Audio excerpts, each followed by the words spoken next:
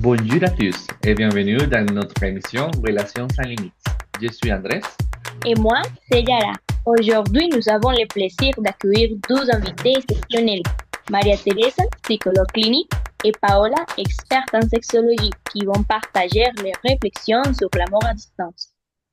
Bienvenue Paola et Maria Teresa. C'est un honneur de vous avoir parmi nous.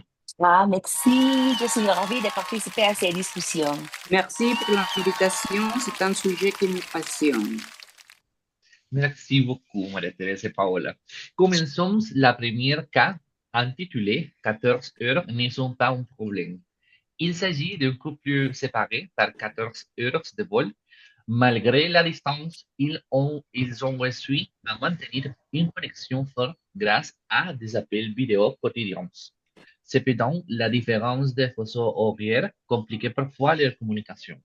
Nécessitant une bonne organisation pour trouver des moments propices aux deux. En plus de la distance et du décalage horaire, ils doivent surmonter une barrière linguistique avec les beaux-parents qui ne parlent que le philippino. Cela rend les échanges familiaux plus complexes, car il faut souvent recourir à des traductions. Enfin, la cuisine représente également un défi d'adaptation. Les plats et les habitudes alimentaires typiques des Philippines sont différents de ceux du Costa Rica, ce qui peut nécessiter une ouverture d'esprit et une volonté d'explorer de nouvelles saveurs lors des repas en famille. Paola Maria Teresa, pouvez-vous exprimer votre opinion professionnelle sur ce cas? Ah bon, Andrés, il existe actuellement de nombreux couples qui entretiennent des relations à distance et à la recherche d'autres formes d'intimité. Par exemple, le sexting, des appels vidéo et des jouets associés à des applications en ligne qui permettent à votre partenaire de contrôler l'appareil.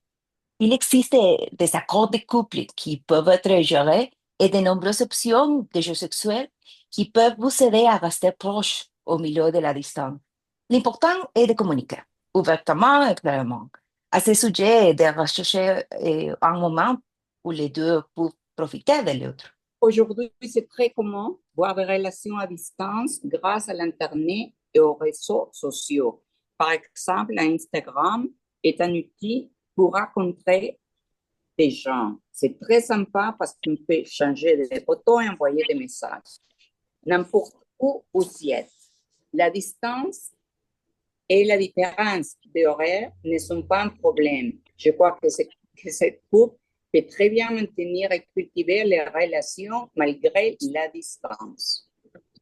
Merci beaucoup et merci à tous de nous rejoindre et restez avec nous parce que nous allons vous présenter les cas à amour sur les papiers, l'histoire d'un couple franco-costaricien. Notre protagoniste est une jeune fille de Nantes qui est venue au Costa Rica pour travailler à l'ambassade de France. Mais elle est tombée amoureuse de sa petite copine Vanessa, une costaricienne qu'elle a rencontrée grâce à ses colocataires. Donc elle a décidé de faire tout le possible pour rester dans le pays un peu plus longtemps.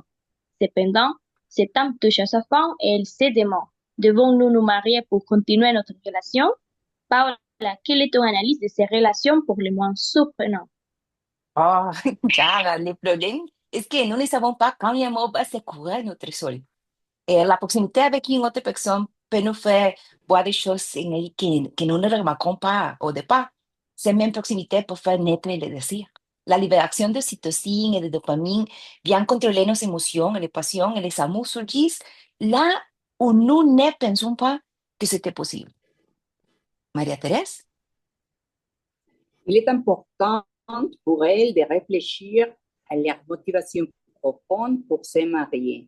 Il est, il est essentiel que cette décision soit guidée par un désir sincère de construire un avenir commun et non uniquement par les exigences administratives.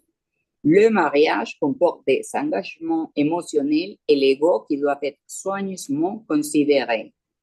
Ils devraient également discuter de leurs attentes respectives concernant l'avenir, y compris les aspects culturels, familiaux et professionnels.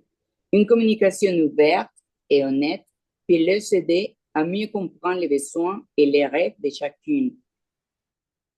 Merci beaucoup, Madame Teresa Paola, pour votre opinion. Enfin, et nous avons le troisième cas, amour cosmopolitain, présente un couple qui vit dans des villes différentes, mais partage une passion commune. Que penses-vous de cela? Bon, encore une fois, la question de l'intimité. Les choses qui nous rapprochent d'une autre personne vont au-delà du physique. Partager une passion peut être très provocateur, très sexy. Faire des projets communs, poursuivre des rêves ensemble, vous générer une intimité qui va au-delà de la peau et qui est beaucoup plus forte. C'est quelque chose qui ne touche pas votre corps, mais touche votre âme. Maria-Thérèse? En tant que psychologue, je pense que ces couples ont une base solide pour surmonter la distance grâce à leur passion commune.